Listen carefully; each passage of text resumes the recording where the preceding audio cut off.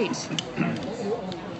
So welcome everyone to the last of this afternoon's sessions at Toronto Life Chef's Table. We've got here Chef Michael Bonacini that we all might know of either from dining at his many restaurants here in the city, or maybe from TV, from a little show called MasterChef Canada.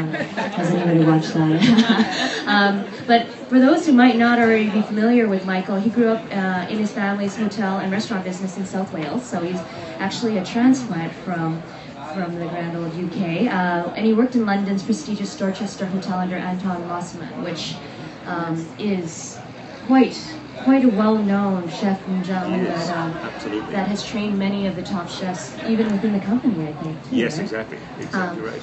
And then during his training, he traveled through North America to cook, but then he found the lifestyle here really attractive, and so to our benefit, he stayed. And exactly, and he took on the exec position at Windsor Arm Hotel's Courtyard Cafe. So for those of us who might be familiar with some of the institutions here in the city, that is definitely a very well-known one. And when the hotel sold, that's when he moved on to Centro, and then after that became partners with Peter Oliver and started this little company known as O&B, which now employs over 1,400 people, has 12 restaurants here within Ontario, but also operates a number of event venues, so anyone who's gone to Blue Mountain or Toronto Board of Trades, that's all under their belts, and then synergies with different companies like Soma Chocolate, even R&D, who have a booth here, IQ Foods, so they're basically everywhere. And now also spreading nationally to Calgary, Vancouver, and Montreal. So, given all of that, the first question I have for Michael is, given your restaurant's company's track record, it clearly shows that you have this thing with being able to operate a business successfully. But I know that you've also had a few failures, such as Steak Frites and Square, for those who've been in the Toronto scene maybe long enough to remember those restaurants. So can you tell us more about this, or how this might have affected you, for especially a chef with such great track record? Right. Well, thank you very much. Yes, look, I mean, Oliver Bonacini continues to grow, and there's no one recipe for success in any business. I think success in the restaurant business comes because it's like a recipe. It is the input of many different ingredients that will make a company succeed, or a restaurant succeed, or a catering business succeed. And as Renee says, we've had a couple of setbacks. One of them was Steak Frites, a concept that we had on Mount Pleasant, a very casual concept that we called Steak Frites. And we thought everyone would understand that steak frite is a very classic French bistro dish, and therefore this would be a very simple French bistro concept. But it seemed that the dining public thought that this should be more of a steakhouse, and were expecting more steaks, bigger steaks. We struggled with that for a while, and anyway, it was underperforming for us, and we ended up closing down. And when you shut down a restaurant, it takes the wind out of your sails, that's for sure. It's like getting into a bit of a fight and ending up with a bloody nose, which all you have then to do is sort of collect your pride together, dust yourself down, and figure out how you're going to put the pieces back together and try it again. And whilst it is incredibly sort of painful and uncomfortable closing up a restaurant, I think it's something that we learned a lot from. And you have to learn from those kinds of upsets and mistakes, whether it is the marketing aspect or clearly creating a vision as to what that restaurant concept is.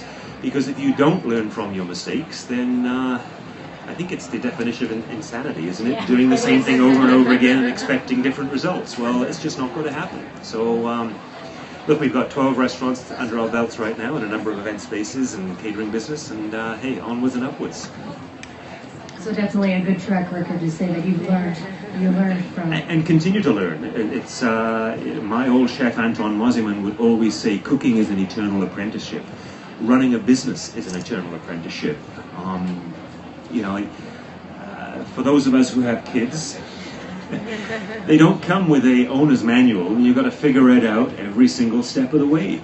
And it's the same with running a business. You really have to figure out how you're going to raise more money with a bank, how you're going to make payroll, how you're going to manage and ignite the imagination of employees, how you're going to come up with creative dishes, imaginative cocktails, how you're going to keep the place going, how you're going to work your way through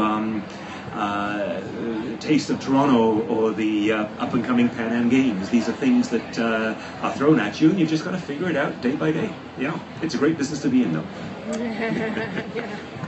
And so given the responsibility or the fact that you are heading such a large team of people who are making this all possible, compared to where you first started as a chef, managing maybe your own small kitchen brigade and now managing 1,400 people, what have you seen as changes or challenges for yourself as a person, maybe as a chef, as a business person?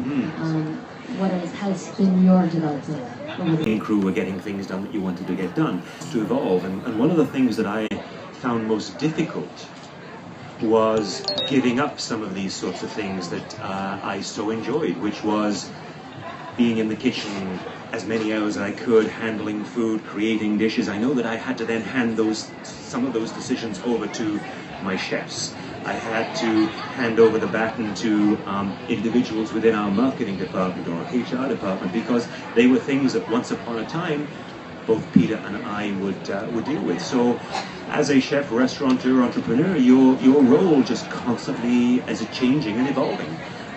And sometimes it's tough to let go of the things that you love to do, because we all seem to migrate to doing the things that we are comfortable with and enjoy doing, and we push aside the things that are either urgent or important, but they absolutely need to be done. So I've enjoyed the process of it. There have been times when I've had to tell myself, looking myself in the mirror, brushing my teeth in the morning, and saying, geez, I've got to deal with this issue and I've got to get it sorted out before the week is out. Otherwise, I'm not going to be able to progress here. Yeah. So I know that most of the people here, or most Canadians, know you from television shows such as, I don't know if anyone remembers back in the days of free TV with Cook Like a Chef. That's where I recognize this man from all the way back. And I think we were chatting the other day that he might have VHS tapes. And I'm seeing a young gentleman here, he's like, what's that? Maybe even DVDs might be a thing of the past. But it was a respectable time ago. It was. and now re-syndicated on Gusto. And you're also on Cityline, you're on MasterChef Canada as a judge. Would you consider yourself a celebrity chef or a TV chef, or is that a bad word? What would you call yourself? Well, I think what marks the passing of time for me more than anything else is the fact that when I see one of the Cook Like a Chef shows, I actually have a whole lot more hair than I do currently, and that for me really shows the passing of time. Do I consider myself to be a celebrity chef? I don't. I mean, I enjoy doing the TV productions. I enjoy doing Cook Like a Chef because back then it was an amazing show that really showcased for home cooks the look and feel of what goes on in a professional kitchen, and it felt very comfortable for me.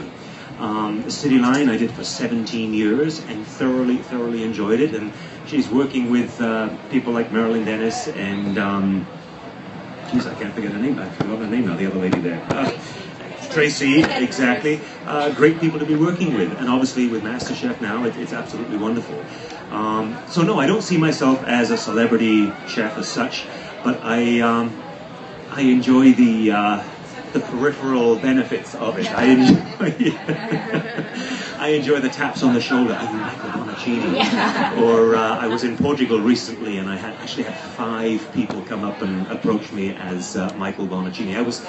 I was in Piazza San Marco in Venice many years ago, and once again someone tapped me on the shoulder, and it was someone that used to work with me at Centro that recognized me. So is that a benefit? I like to think it is. It's kind of nice, it really is. Yeah. And so how has that recognition affected you, either at job, or if it's more along the line of either personally or in what you now are responsible to do in your everyday role? And what is your everyday role now? We can't really say it's the chef or... That's right. My role, as I've said, has already changed, so I don't spend as much time in the kitchen as I once did. We have great team members within the company, such as Anthony Walsh, who is one of our corporate executive chefs, John Horn, who overlooks Canoe and Auberge de Pommier, and will be growing to take on more responsibility in a couple of other restaurants. We have people, and that's what's so great about individuals within our company is, and a part of why we grow is because many of them want to grow and take on more responsibility. They want to experience multi-unit responsibility or get involved in training, hiring and training. They want to get involved in growing a part of our company that is new to us. Nicole Carmali, who used to, she still works for us, she's about to go off on maternity leave soon, 6 years ago came to Peter and I with a business plan saying that she thinks that we should get into event off-site catering and planning. And here we are today with 26 off-site booking individuals, booking hundreds and hundreds of events every single day. This year we will do over 310 weddings company-wide. So it's the kind of thing that is absolutely amazing. And that was because one of our individuals sowed the seed of an idea and we took it and ran with them, which is absolutely amazing. So some of that, I think, does come from the recognition of Michael Bonacini, Oliver Bonacini Restaurants, our catering division, our businesses, whether it be up in Windermere House or Blue Mountain. But it is the benefit of all these little things that we have going on that adds up to who ONB is today. You know? And so with so many projects and so many responsibilities, how much of a normal person lifestyle do you have? Like, do you have any downtime, and what do you do during that downtime? Do you sleep? I'm not sure. Yeah, a great question. Look, I think I'm pretty normal. I think I have some normal downtime. My wife might think a little differently, and my son too. I love what I do. I am very fortunate that early on I knew that I wanted to get into the restaurant business. I knew that I wanted to cook. I knew that I wanted to own my own restaurants. And technically I don't own my own restaurants. Peter and I are partners and we've grown our partnership. But that's every bit as satisfying for me in terms of providing culinary direction, hiring of great individuals, seeing the company grow, exploring and expanding in different ways. And in our business, there are so many facets to the food business. And that's what makes it so incredibly fascinating. Product development, off-site catering, IQ Foods, which is a quick service, casual, healthy food concept. The ideas of growing that to 200-300 stores is exciting to me. So I think there's going to be plenty of time at some point in time for me to relax and sleep. I do get up every single morning with a list of 99 things that I'd like to get done, and I go at it as best I can. But like everyone else, every once in a while I like to switch off, and I have a place up in the country where that's my downtime. And whether it's cutting grass, building stone walls, cutting down firewood for the winter, there's just something so sort of raw and fundamental about that is my Shangri-La. That's where I completely switch off, and I thoroughly enjoy it. Yeah, and I want to travel a bit more. That would be definitely on my to-do list, my bucket list. Any kind of travel? Yeah, look, there are so many countries and destinations that I would love to go and see, not just for culinary reasons, cultural reasons. As you mentioned, we have 1,400 employees. Many of them come from so many parts of the globe, and we are in such a multicultural country. To speak to my dishwashing crew, a lot of them come from Sri Lanka, and they come up and help me up at our country home, and they bring food and they talk about things that they cook. It makes me want to go to Sri Lanka and visit a place like Sri Lanka. I went to Jamaica a few years ago for the very, very first time and had a fantastic trip.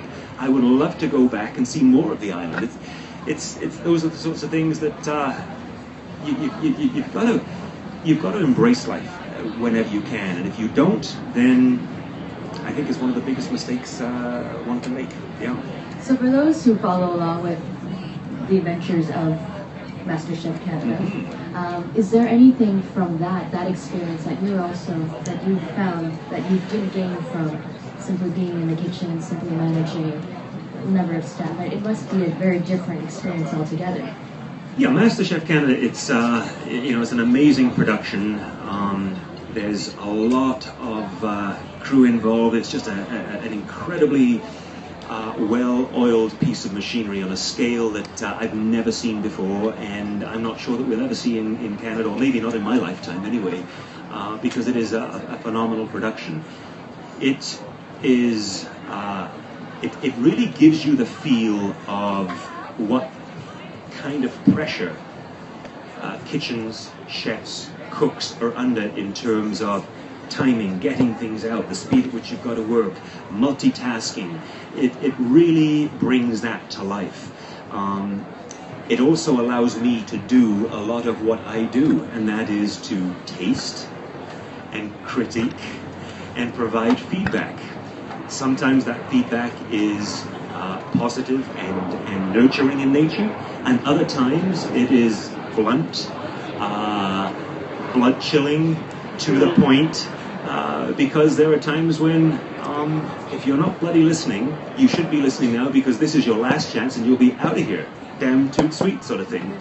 So yeah, there's lots of things that I've seen in MasterChef and learned from MasterChef, and in fact,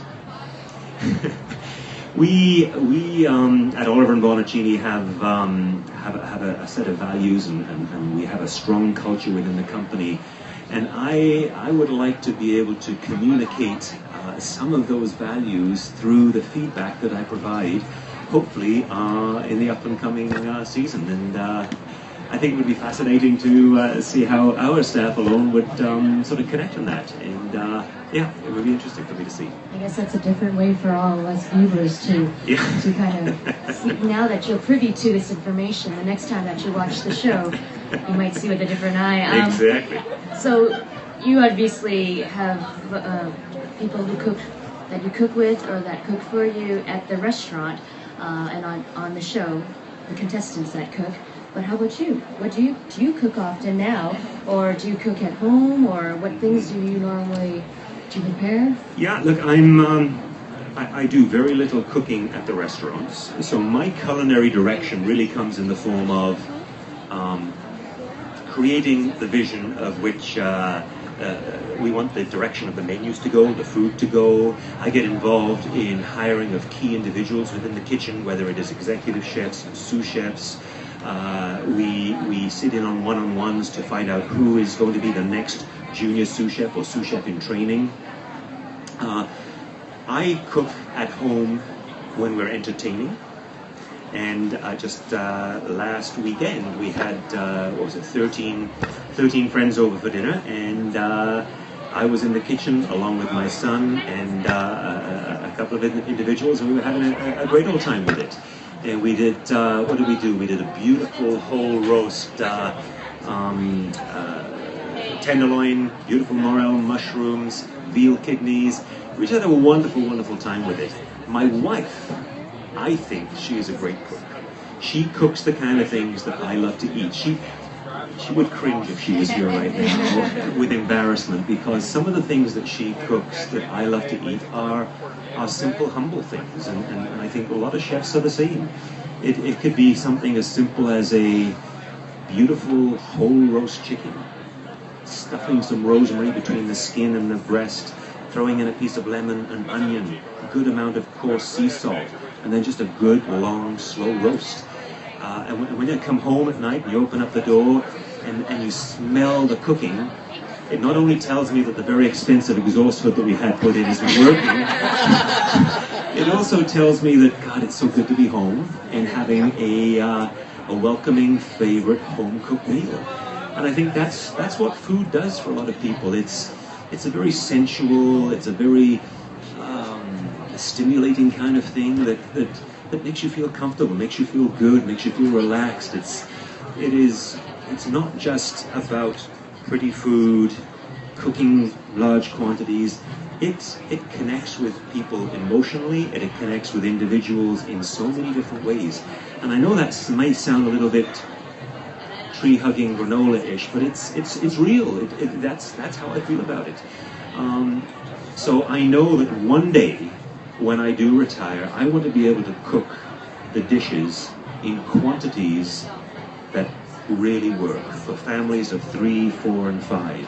So if I'm going to do a sous vide of pheasant with beautiful truffle, I want to do it only for 4 portions and make it really shine. If I'm going to make handmade spätzle, I want to do it so I can eat the whole plateful myself. As selfish as that may sound, cooking large quantities can sometimes be tedious. Yeah. So does that mean that will be your next project on the list of many that you've already accomplished? Another cookbook, but this time for the small, I guess.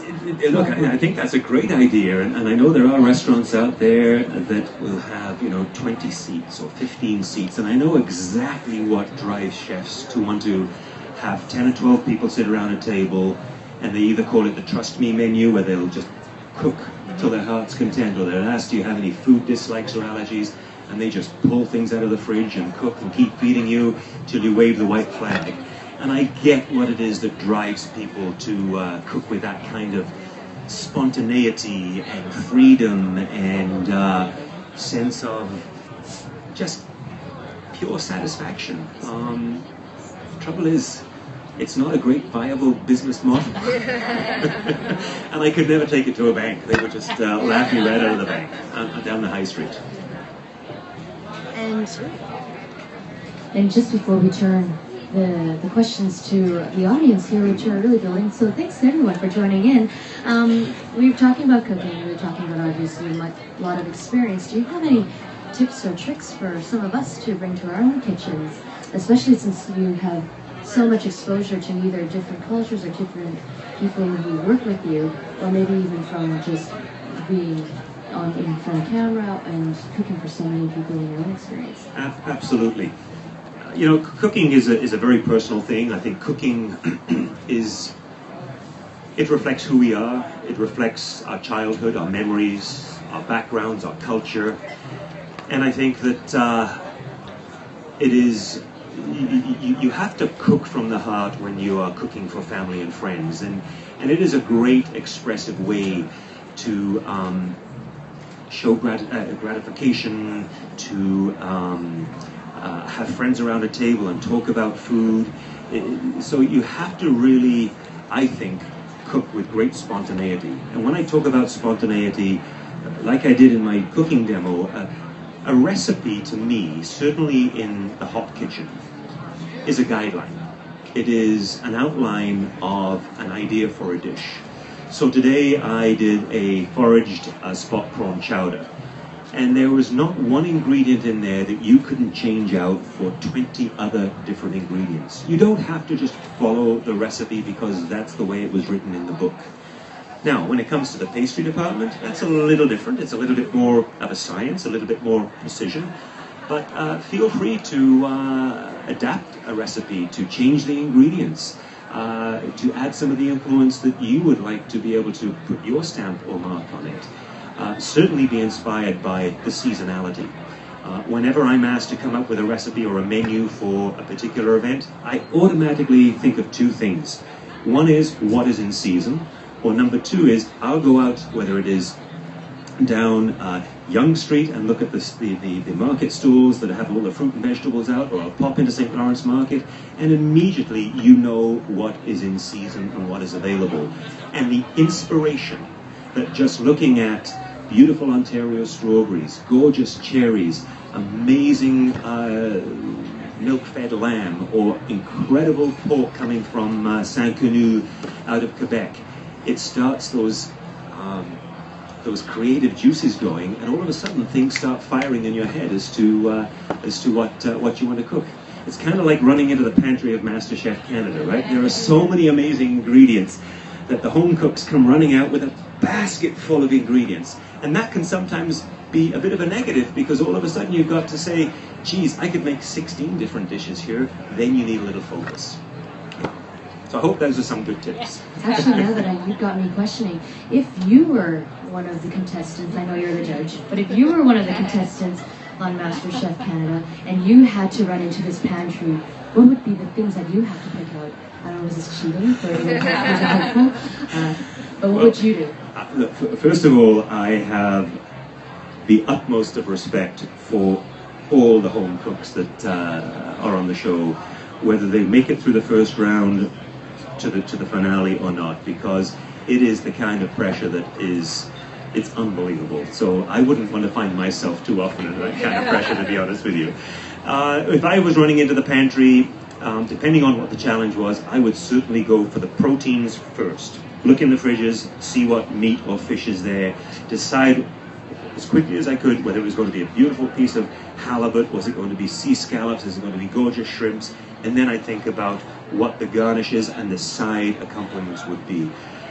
I think the philosophy of less is more, because it provides greater vision and clarity. As I spoke about vision right off the top, where you need a vision that everything you do when you're opening up a restaurant, everything everyone does in that restaurant has to be moving you to fulfill that vision. It's like developing a recipe. Everything that you prep, everything that you slice and chop, has to add something to fulfilling the dream of that vision of that dish. If I had a penny for every time a dish in my head failed, I would be a very wealthy individual. I'd probably be sitting on the deck somewhere of a dock, maybe in Hawaii. So there are many failures that chefs go through, or disappointments. But you come back at it another time and you refine it, and that's why we run specials, because we are working out the bugs of certain dishes. And the endless varieties that you can add to a simple dish like a chowder, or an incredible salad, or a cherry pie, and that's what makes our business in cooking just incredible business to be in. It's one of the best businesses in the world. Yeah.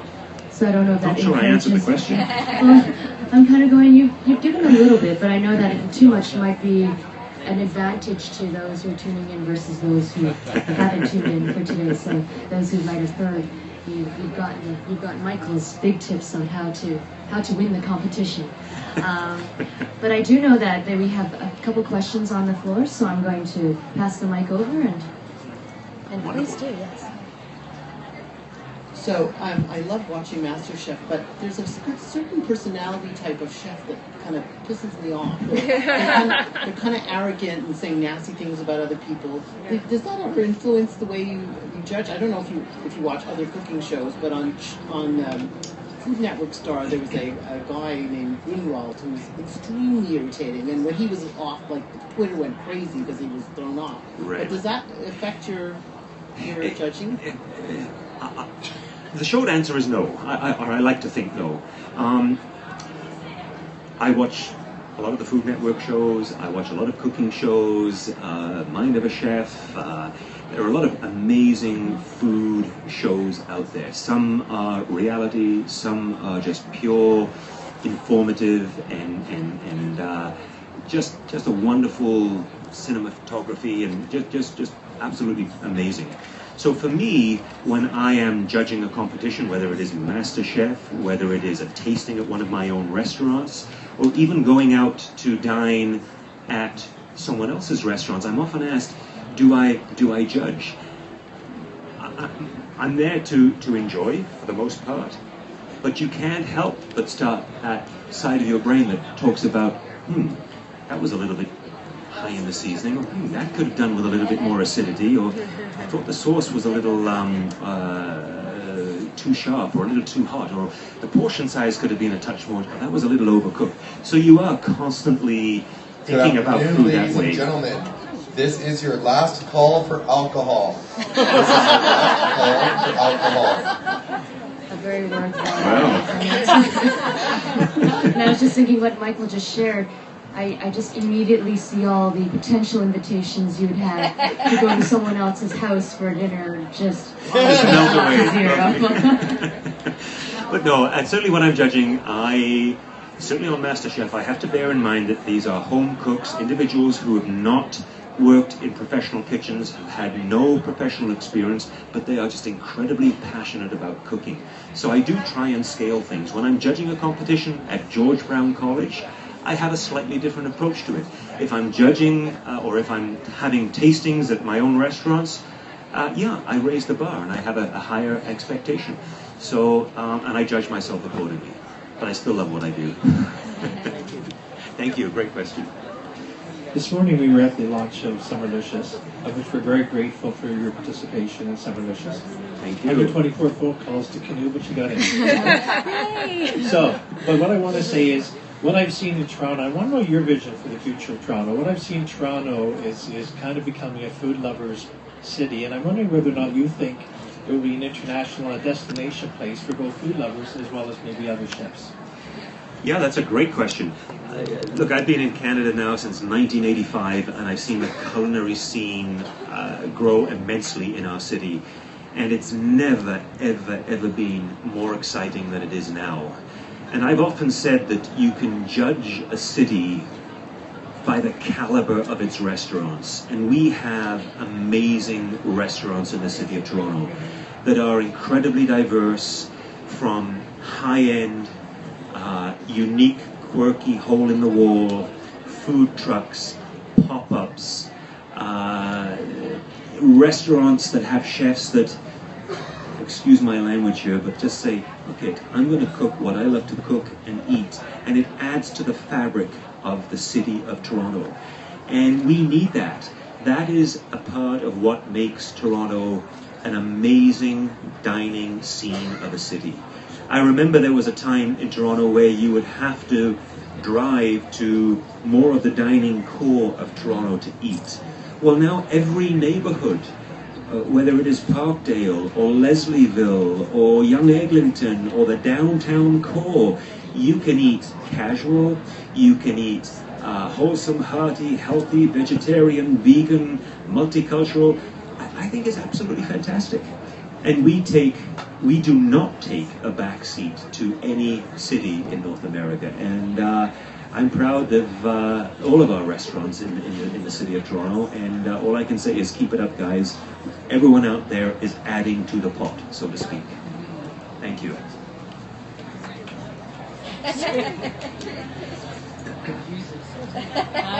When you are going to open a restaurant, does the demographics of the area that you are going to open in have anything to do with the menus that you predict for that area, for that restaurant? That is another great question. Yes, look, I think when there used to be a time when, you know, the three most important things to open up a restaurant was location, location, location. I think that is not quite as important today because, and I think it's more these days, sort of build it and they shall come type thing. But yes, when we look at opening up a restaurant, whether it is downtown, midtown, in the West End, in the East End, we do look at what is in the surrounding market, what are the demographics, what are the attractions that people come. Is it a shopping mall? Is there a theatre close by? Is there parking? Is there subway? Because we want to look at how easy is it to get staff? How can we get people in and out? The convenience of parking. These are all factors that are part of that recipe to success. The restaurant business is a tough, fickle industry. We still have a very high attrition rate in the restaurant business. So any way that I or any budding restaurateur out there listening can stack the odds in their favor, you make sure you do that, because you get one chance to hit a bullseye in the restaurant business. It is a very front-end loaded business.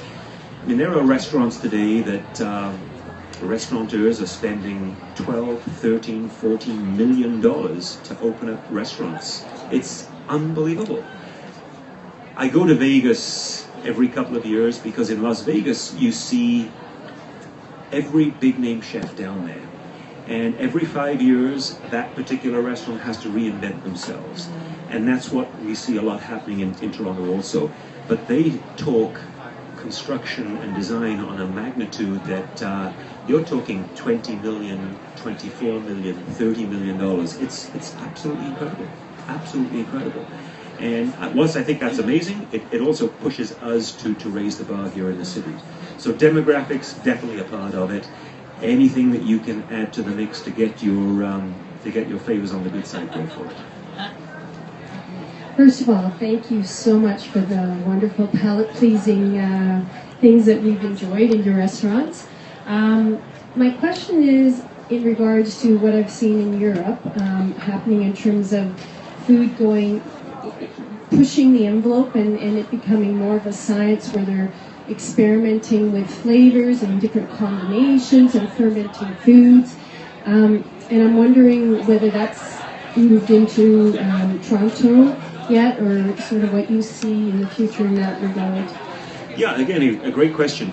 You know, I look at European cooking, and my father came from northern Italy, and as a kid growing up, we would go to a little cafe cacciatore, of which my aunt was the chef there for 35 years, and my father would take myself, my brother, and my sister by the hand. We go and eat ossobuco. I have been to that same cafe cacciatore.